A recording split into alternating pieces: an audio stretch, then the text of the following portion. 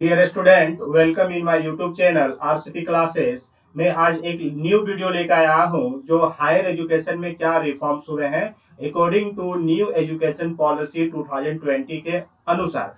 तो जो new education policy 2020 आए हैं उसके अनुरूप हायर एजुकेशन में क्या क्या चेंजेस हुए हैं, क्या क्या परिवर्तन हुए हैं, मैं आज उसके बारे में बताऊंगा। मैं ऑलरेडी स्कूली शिक्षा में क्या परिवर्तन हुए हैं, स्कूल के शिक्षा में जो होते हैं 10+2 से नीचे क्या क्या परिवर्तन हुए हैं उसके बारे में मैं ऑलरेडी एक वीडियो बना चुका हूं और वो वीडियो मैं अपने यूट्यूब चैनल में अपलोड कर चुका हूं। आप वो वीडियो देख लीजिएगा और स्कूली शिक्षा के बारे में क्या क्या परिवर्तन हुए उसके बारे में जानकारी हासिल कर लीजिएगा। और आज मैं जो वीडियो बना रहा हूं वो है कि हायर एजुकेशन उच्च शिक्षा में क्या परिवर्तन हुए हैं, किसके अनुरूप, according to new education policy 2020 के अनुरूप।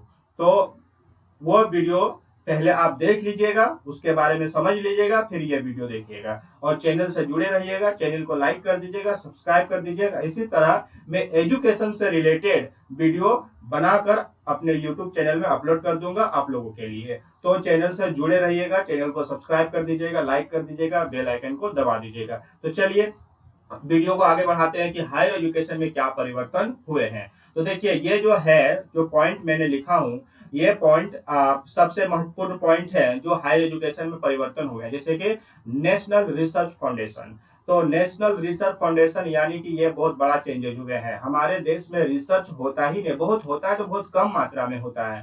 तो रिसर्च को बढ़ावा देने के लिए ही नेशनल रिसर्च फाउंडेशन में चेंजेस आए हैं। फिर इंटरनेशनलाइजेशन ऑफ एजुकेशन, अंतरराष्ट्रीय शिक्षा में चेंजेस हुए हैं। इसमें क्या होगा कि विदेशी जो जितने सारे फॉरेनर यूनिवर्सिटीज हैं यहाँ पर कैंप लगा सकते हैं इंडिया में रोजगार देने के लिए। या तो फिर जैसे हार्वर्ड यूनिवर्सिटीज है, आपका कैलिफोर्निया यूनिवर्सिटी है, बहुत सारे जो यूनिवर्सिटीज है जो यहाँ पर आपका आ सकते हैं इंडिया में। इसके लिए एक लॉ बनाया जा रहा है कि आने का क्या आपका प्रोसीजर होगा। अगला है integration of vocational teachers and professional education में परिवर्तन है। Setting of new quality higher education of India has been made easier. फिर मल्टी डिसिप्लिनरी के बारे में चेंज हुआ है कि आप अगर बीटेक का स्टूडेंट है और आप इंजीनियरिंग कर रहे हैं, अब बहुत सारे इंजीनियर ऐसे होते हैं कि इंजीनियर करके इंजीनियरिंग का जॉब नहीं करते हैं, वो फिर वो एंटरप्रेन्योरशिप बन जाते हैं, वो एकाकी व्यापार में लग जाते हैं। तो फिर उसको इकोनॉमिक्स का नॉलेज होना चाहिए। तो बीटेक करते समय वो इकोनॉमिक्स भी पढ़ सकते हैं। ये है मल्टी डिसिप्लिनरी के बारे में चेंजेस हुए हैं। ठीक है, क्योंकि वो बीटेक भी करेंगे और इकोनॉमिक्स के बारे में भी पढ़ सकते हैं उस टाइम। तो इसे कहते हैं मल्टी डिसिप्लिनरी। उसके बाद स्पेशल एजुकेशन जोन है, उसका नेशनल इंस्टीट्यूट ऑफ पेरिशियन ऑफ प्रकृत है, उसका नेशनल एजुकेशन टेक्नोलॉजी फोरम है, और MHRD जो ministry of human resource development जो नाम रहा करता है वो अब चेंज होके मिनिस्ट्री ऑफ एजुकेशन हो जाएगा। ये सबसे बड़ा चेंजेस हुए हैं।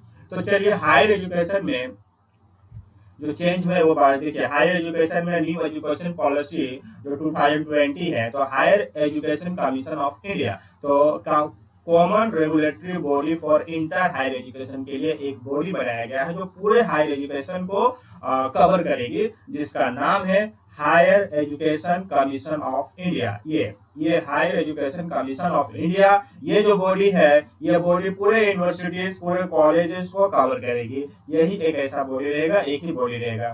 ठीक है, will be setup as a single overreaching umbrella body इसको कहा जाएगा for the entire higher education excluding medical और लीगल एजुकेशन को छोड़कर। मेडिकल एजुकेशन को छोड़ दीजिए और लीगल एजुकेशन को छोड़कर बाकी जितने सारे एजुकेशन है, सारे एजुकेशन इसी बॉडी में कवर की जाएगी। बॉडी का नाम क्या है?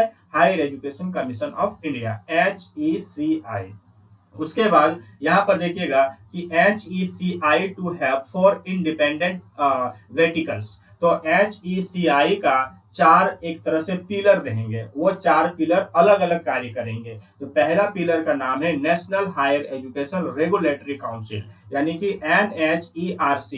तो NHERC क्या करेंगे, ये रेगुलेटरी का काम करेंगे। अगला है general education council for standard setting, ये स्टैंडर्ड सेट करेंगे, कॉलेज का स्टैंडर्ड सेट करेंगे और यूनिवर्सिटीज का स्टैंडर्ड सेट करेंगे। अगला है higher education grant commission funding, यह फंड कॉलेज को यूनिवर्सिटीज को फंड प्रोवाइड करेंगे, जैसे कि यूजीसी फंड जो प्रोवाइड करती थी, यूजीसी जो गाइडलाइन जारी करती थी, तो यूजीसी को रिप्लेस डिसॉल्व कर दिया जाएगा और उसके जगह पर ये 4 बॉडी और एक आपका higher education commission of India applicable होगी और इसके अम्ब्रेला बॉडी होगी जिसपे 4 इंडिपेंडेंट वर्टिकल फॉर्म में पिलर्स रहेंगे। और अगला पिलर्स है नेशनल एक्रीडेशन काउंसिल, यानी कि नेशनल एक्रीडिटेशन काउंसिल जो है ये आपका नेट यानी कि ग्रेडिंग का काम करेगा कि कॉलेज में जो A+ होता है, A+ होता है, B+ होता है, BB होता है, तो ग्रेडिंग होता है यूनिवर्सिटीज को, कॉलेज को, वो ग्रेडिंग का काम करेगा national accreditation council for accreditation, जिसको हम लोग नेक कहेंगे। तो ये 4 पिलर होंगे किसका, higher education commission of India का, और ये चारों पिलर इंडिपेंडेंट होंगे, फॉर इंडिपेंडेंट इसको कहा गया है। और जो higher education commission of India होंगे वो पूरे एजुकेशन को कवर करेंगे, किसको छोड़कर, मेडिकल को छोड़कर और लीगल एजुकेशन को छोड़कर। उसके बाद बहुत सारे परिवर्तन हुए हैं जो कि हाइलाइट्स देख लीजिए, या new education policy 2020 highlight higher education की हाइलाइट्स, हायर एजुकेशन का मैं की हाइलाइट्स क्या हूं, बहुत सारे जो चेंजेस हुए। पहला चेंज है regulatory system of higher education to be distinct of regulation, accreditation, funding, academic standard setting all under the umbrella of higher education commission of India. जो उसका पिछला भी जो बात कर रहे थे वही है कि अम्ब्रेला बॉडी रहेगा जिसमें 4 बॉडी रहेगा, 4 वर्टिकल्स रहेगा higher education commission of India का। तो पहला बॉडी का नाम है हायर एजुकेशन रेगुलेटरी काउंसिल, दूसरा बॉडी का नाम है नेशनल एक्रीडेशन काउंसिल, तीसरा बॉडी का नाम है हायर एजुकेशन ग्रांट काउंसिल और चौथा का नाम है जनरल एजुकेशन काउंसिल। तो ये 4 बॉडी होंगे which would be further form a national higher education qualification framework. अगला पॉइंट है UGC AICTE to be replaced, इसको हटा दिया गया है, UGC AICTE to be replaced by a single higher education regulator, ठीक है, by single higher education regulator. तो इसको रिप्लेस कर दिया गया, इसके जगह पर क्या लाया गया है, HECI। उसके बाद है कि the professional council such as the Indian council for the agriculture research, जो और भी बहुत सारे बॉडी है, जैसे टीचर्स के लिए है, एग्रीकल्चर्स के लिए है, बहुत सारे हैं, जैसे कि एग्रीकल्चर रिसर्च है, वॉलंटरी काउंसिल ऑफ इंडिया है, national council of teacher education NCTE है, काउंसिल ऑफ आर्किटेक्चर्स है, national council of vocational education है, ट्रेनिंग है, etc. will be professional standard setting body. ये सिर्फ प्रोफेशनल स्टैंडर्ड अपना स्टैंडर्ड सेट करेगा, टीचर वाला का टीचर का स्टैंडर्ड सेट करेगा, एग्रीकल्चर में एग्रीकल्चर का क्या क्या पढ़ाई होना चाहिए वो अपना सेट करेगा। तो ये अलग सा बॉडी है, लेकिन इसको भी रेगुलेशन जो करेगा रेगुलेटरी, वो higher education commission of India के द्वारा ही होगी। तो ये अलग अलग अपना क्या स्टैंडर्ड सेट करेगा कि एग्रीकल्चर में क्या क्या पढ़ाई होना चाहिए, टीचर में क्या क्या पढ़ाई होना चाहिए, जैसे कि यहाँ पर एग्रीकल्चर रिसर्च जो है ना, तो उसमें एग्रीकल्चर का सेट करेगा, और जो टीचर वाला है, जो टीचर में क्या क्या होना चाहिए वो टीचर वाला सेट करेगा। तो यहाँ पर इसका अपना अलग से ये बॉडी है, ठीक है। उसके बाद यहाँ पर देखिए कि universities to be named not on the basis of ownership but a quality of education, ownership के नाम पर नहीं जाना जाएगा, क्वालिटी ऑफ एजुकेशन के नाम पे जाना जाएगा यूनिवर्सिटीज। इनपुट्स यहाँ पर लिखा impetus to multidisciplinary education, even IIT move towards a more holistic curriculum with arts and humanities, यानी कि IIT में भी आर्ट्स का पढ़ाई होगी, ह्यूमैनिटीज का पढ़ाई होगी। हम जो बोले ना अभी कि बीटेक करने वाले बच्चा बाद में क्या होते हैं, एंटरप्रेन्योरशिप बन जाते हैं, तो उसको इकोनॉमिक्स का नॉलेज होना चाहिए। तो IIT करते समय, बीटेक करते समय वो इकोनॉमिक्स भी पढ़ सकते हैं। तो ऐसा नया एजुकेशन पॉलिसी में लाया गया है। उसके बाद है कि national research foundation would be set up with a goal to enable a culture of research, national research foundation. ये भी चेंज हुए हैं, हम यहाँ बताए थे, देखिए यहाँ पर बताए थे नेशनल रिसर्च फाउंडेशन के बारे में, तो यहाँ पर भी चेंजेस आए हैं, ठीक है। तो यहाँ पर है कि नेशनल रिसर्च फाउंडेशन, तो NRF would be govern independently by rotating board of governs primary task to NRF would be to be fund competitive peer review grant proposal of all types of across all disciplines and also act as a lesson between researchers and relevant branch of government so as to allow breakthrough out student अब यहाँ पर ये सबसे बड़ा changes हुए हैं student pursuing 4 years degree programme student जो है 4 इयर्स का जो डिग्री प्रोग्राम है वे चेंजेज हुए हैं would be have option to get a degree with research अगर वो 4 साल का डिग्री प्रोग्राम करते हैं तो उसको रिसर्च के साथ उसको सर्टिफिकेट दिया डिग्री दिया जाएगा if the research process is complete in the year of study of as specified देखिए यहाँ पर क्या चेंजेज होता है undergraduate degree will be either 3 या 4 इयर्स या तो 3 साल का डिग्री होगा या तो 4 साल का डिग्री होगा 4 साल का डिग्री होगा तो रिसर्च के साथ मिलेगा 3 साल का डिग्री होगा तो सिर्फ डिग्री मिलेगा with multiple exit option with in the period उसके बाद ये भी है कि मल्टीपल एंट्री एंड एग्जिट है मतलब कि अगर आप 1 साल के बाद डिग्री पर पढ़ाई छोड़ देते हैं तो इसका मतलब ये नहीं कि आपका डिग्री का पढ़ाई बर्बाद हो गया अभी क्या होता है कि अगर आप 1 साल पढ़ाई कर लिया उसके बाद अगर छोड़ देते हैं तो पूरा डिग्री बर्बाद हो जाता है लेकिन नया एजुकेशन पॉलिसी में क्या होगा कि अगर आप 1 साल पढ़ के अगर डिग्री छोड़ देते हैं तो आपको एक सर्टिफिकेट दिया जाएगा जहां भी आप जॉब में जाओगे तो आप बोल सकते हो कि मैं 1 साल का सर्टिफिकेट कोर्स करके आया हूं ठीक है तो आपको क्या दिया जाएगा सर्टिफिकेट दिया जाएगा after completing 1 year and discipline for field of including vocational and professional area और डिप्लोमा अगर आप 2 साल पढ़ के छोड़ देते हैं डिग्री कोर्स तो आपको डिप्लोमा की सर्टिफिकेट दिया जाएगा और इसी तरह अगर आप 3 साल पूरा कर लेते हैं तो आपको बैचलर डिग्री का डिग्री दिया जाएगा और अगर आप 4 साल पूरा कर लेते हैं मल्टी डिसिप्लिनरी बैचलर प्रोग्राम तो however shall be the professional preferred option तो आपको रिसर्च की ओर अगर आपको रुचि है तो आप 4 साल कर सकते हैं और रिसर्च जब आप पीजी कीजिएगा तो आपको 1 ईयर का ड्यूरेशन लगेगा यानी कि अभी क्या होता है कि जो डिग्री करने के बाद बैचलर डिग्री लेने के बाद जब वो पीजी में जाते हैं तो उसको 2 साल लगता है लेकिन उस टाइम क्या होगा अगर 4 साल का अगर डिग्री प्रोग्राम आप कर लिए हैं रिसर्च के बारे में जान गए हैं तो जब आप पीजी कीजिएगा तो आपको 1 साल का ड्यूरेशन लगेगा ये चेंजेस हुए हैं उसके बाद चेंजेस क्या हुए हैं यहाँ पर देखिएगा major reform suggested in the higher education to give more flexibility to the students student can choose any set of subject for higher education task and sabbatical and others options देखिए new education policy जो draft was presented in 2019 यानी कि 2019 में presented किया गया था where it quickly received both appropriation as well the strong criticism the suggestion of making Hindi on one of the compulsory language was shown as short कम हिंदी को compulsory बनाया गया है down by the many the draft was then put in public domain public को मतलब कि draft को suggestion मांगा था पब्लिक से पब्लिक डोमेन से suggestion invite from the people and also and all stakeholder regarding the policy जो बनाए थे स्टेक होल्डर उन लोग से भी मांगे थे तो MHRD ministry of human resource development had received lakh of suggestion बहुत सारे सजेशन पाए और उसमें इम्प्लीमेंट भी किए और उसको सुधारे भी तो the new education policy draft was accordingly modified जैसा चाहते थे पब्लिक चाहते थे स्टेक होल्डर चाहते थे उसके अनुरूप ही न्यू एजुकेशन पॉलिसी को बनाया गया है चलिए उसके बाद हम लोग जानते हैं कि न्यू एजुकेशन पॉलिसी को ठीक है मोटिवेट करने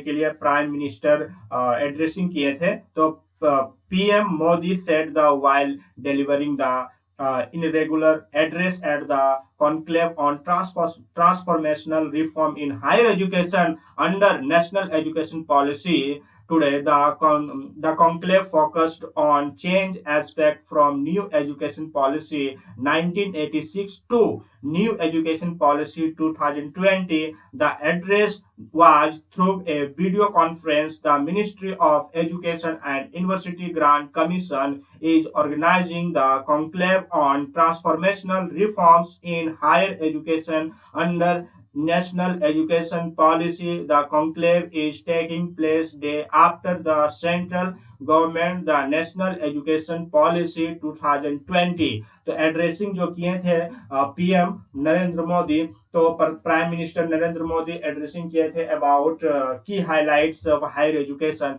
उसके बारे में थोड़ा सा जान लेते हैं कि क्या क्या कहे थे Narendra Modi ji about new education शिक्षा नीति में एजुकेशन के बारे में।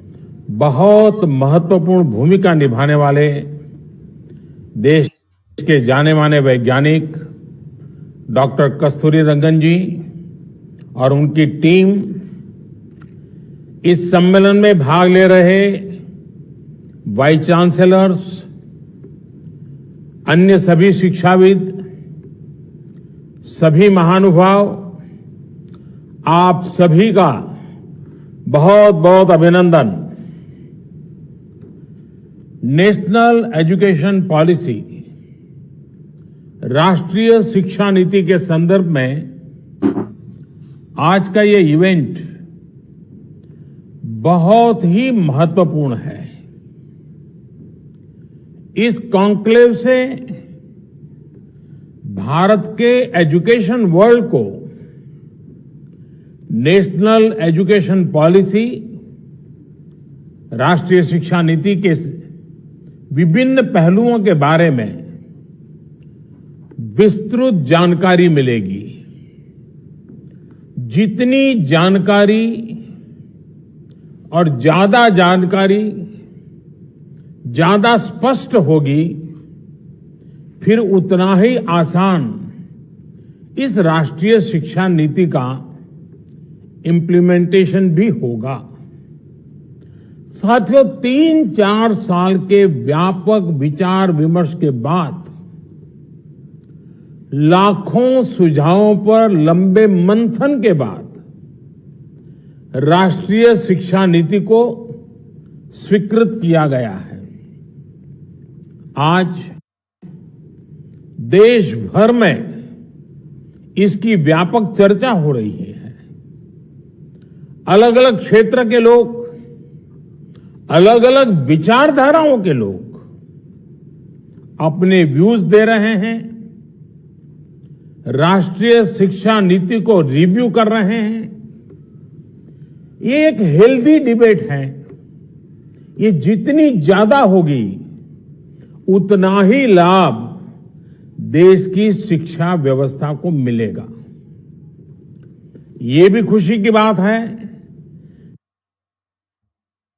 कि राष्ट्रीय शिक्षा नीति आने के बाद देश के किसी भी क्षेत्र से, किसी भी वर्ग से ये बात नहीं उठी कि इसमें किसी तरह का बायस है या किसी एक तरफा कोई झुकाव है। ये एक इंडिकेटर भी है कि लोग बरसों से चली आ रही एजुकेशन सिस्टम में जो बदलाव चाहते थे वो उन्हें देखने को मिले हैं। वैसे कुछ लोगों के मन में ये सवाल आना बहुत स्वाभाविक है कि इतना बड़ा रिफॉर्म कागज पर तो कर दिया, लेकिन इसे जमीन पर कैसे उतारा जाएगा? यानी अब सबकी निगाहें इसके इम्प्लीमेंटेशन की तरफ है। इस चैलेंज को देखते हुए व्यवस्थाओं को बनाने में जहां कहीं कुछ सुधार की आवश्यकता है, वो हमें सबको मिलकर के करना है और करना ही है। आप सभी राष्ट्रीय शिक्षा नीति के इम्प्लीमेंटेशन में और उस काम में सीधे तौर पर जुड़े हैं और इसलिए आप सबकी भूमिका बहुत ज्यादा है, बहुत अहम है। जहां तक पॉलिटिकल विल की बात है, मैं पूरी तरह कमिटेड हूं, मैं पूरी तरह आपके साथ हूं। साथियों, हर देश अपनी शिक्षा व्यवस्था को अपनी नेशनल वैल्यूज के साथ जोड़ते हुए अपने नेशनल गोल्स के अनुसार रिफॉर्म्स करते हुए आगे बढ़ता है। मकसद ये होता है कि देश का एजुकेशन सिस्टम अपनी वर्तमान और आने वाली पीढ़ियों को फ्यूचर रेडी रखे, फ्यूचर रेडी करे। भारत की नेशनल एजुकेशन पॉलिसी, राष्ट्रीय शिक्षा नीति का आधार भी यही सोच है। राष्ट्रीय शिक्षा नीति 21वीं सदी के भारत की नए भारत की फाउंडेशन तैयार करने वाली है। 21वीं सदी के भारत को हमारे युवाओं और हमारे युवाओं को जिस तरह की एजुकेशन की जरूरत है, जैसी स्किल्स चाहिए, राष्ट्रीय शिक्षा नीति पर इन बातों पर विशेष फोकस है। भारत को ताकतवर बनाने के लिए, विकास की नई ऊंचाई पर पहुंचाने के लिए भारत के नागरिकों को और सशक्त करने के लिए उन्हें ज्यादा से ज्यादा अवसरों के उपयुक्त बनाने के लिए इस एजुकेशन पॉलिसी में खास जोर दिया गया है। जब भारत का स्टूडेंट, चाहे वो नर्सरी में हो या फिर कॉलेज में साइंटिफिक तरीके से पढ़ेगा, तेजी से बदलते हुए समय और तेजी से बदलती जरूरतों के हिसाब से पढ़ेगा, तो वो नेशन बिल्डिंग में कंस्ट्रक्टिव भूमिका निभा पाएगा। साथियों, बीते अनेक वर्षों से हमारे एजुकेशन सिस्टम में बड़े बदलाव नहीं हुए थे। परिणाम ये हुआ कि हमारे समाज में क्यूरोसिटी और इमेजिनेशन की वैल्यूज को प्रमोट करने के बजाय भेड़ चाल को ही प्रोत्साहन मिलने लगा था। कभी डॉक्टर बनने के लिए होड़ लगी, कभी इंजीनियर बनाने की होड़ लगी, कभी वकील बनाने की होड़ लगी। इंटरेस्ट, एबिलिटी और डिमांड की मैपिंग किए बिना होड़ लगाने की प्रवृत्ति से एजुकेशन को बाहर निकालना जरूरी था। हमारे स्टूडेंट्स में, हमारे युवाओं में क्रिटिकल थिंकिंग और इनोवेटिव थिंकिंग विकसित कैसे हो सकती है, जब तक हमारी शिक्षा में पैशन ना हो, फिलॉसॉफी ऑफ एजुकेशन ना हो, पर्पज ऑफ एजुकेशन ना हो। साथियों, आज गुरुवर रविंद्रनाथ ठाकुर की पुण्यतिथि भी है। वो कहते थे, उच्चतम शिक्षा वो है जो हमें सिर्फ जानकारी नहीं देती, बल्कि हमारे जीवन को समस्त अस्तित्व के साथ सद्भाव में लाती है। निश्चित तौर पर राष्ट्रीय शिक्षा नीति का बृहद लक्ष्य इसी से जुड़ा है।